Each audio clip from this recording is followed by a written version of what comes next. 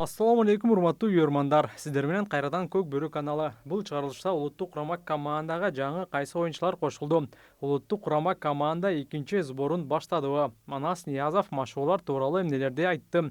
Ушул жана башка суроолорго алдыда жооп беребиз. Андыктан видеону аягына чейин көрүп, лайк коюуну унутпаңыздар. Көчмөндөр оюндарынын уюштуруу секретариатынын талабына ылайык Кыргызстандын Көк Бөрү жана жер олак боюнча курама командасына дагы 6 оюнчу кошулду. Буга чейин 5-чи дүйнөлүк көчмөндөр оюндарынын уюштуруучулары бир оюнчу Көк Бөрүгө, ошол эле учурда жер улакка ойноого укугу бардыгын расмий айтышкан.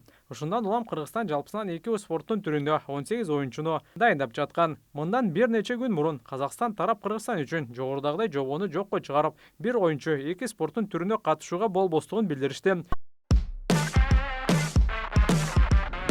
Сюрприз! 2 эсе көп интернет.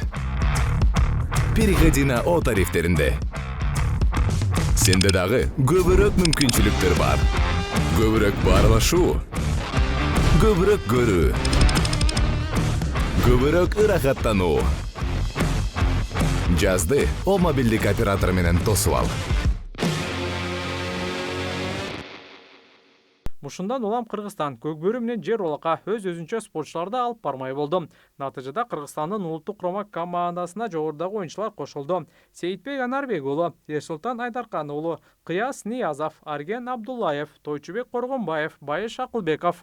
Ал эми кайсы оюнчулар кайсы спорттун түрүнө катышаары жакынкы машыгуулардан кийин анык болмокчу. Азырынча жалпы 24 оюнчу машыгууну баштады.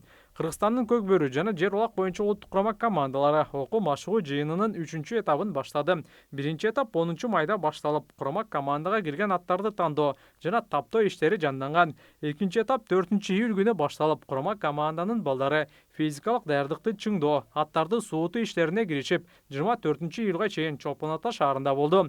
3-чү этап 31-июль күнү башталып, 2-сентябрга чейин уланат.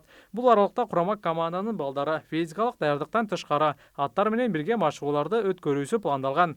Команда сентябрь айында аттар, сайыпкер, машыктыруучу жана жетекчилер менен Астана шаарына учуп кетишет.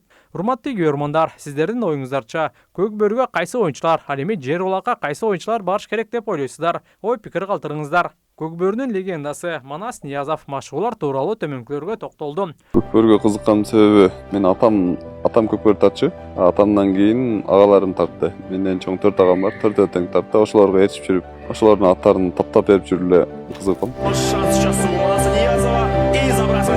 Даярдыктар абдан жакшы болду.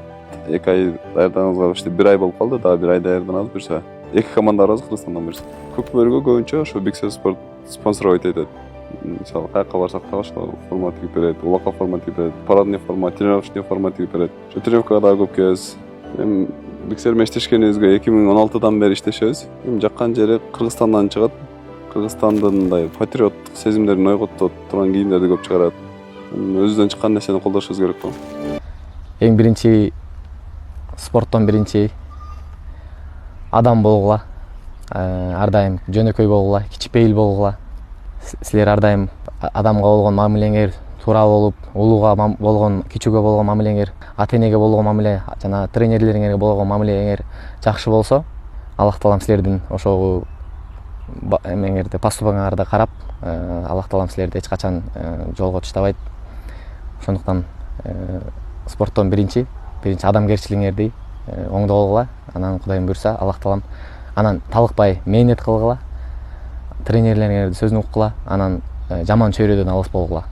Туура чөйрөнү тандап, ошо досторуңар менен бир багытка карай жол тартып, ушундай максатты коюп, талыкпай эмгек кылсаңар, Аллах таалам сөзсүз берет силерге.